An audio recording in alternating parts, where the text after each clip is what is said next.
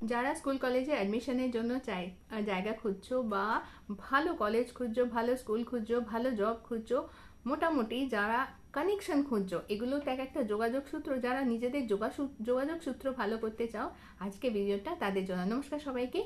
আজকে ভিডিওটা হচ্ছে তোমার যদি যোগাযোগ সূত্র ভালো করতে চাও, তাহলে একটা ছোট্ট টিপ তোমাদের জীবনে অনেক বড় চেঞ্জ এনে দিতে পারে।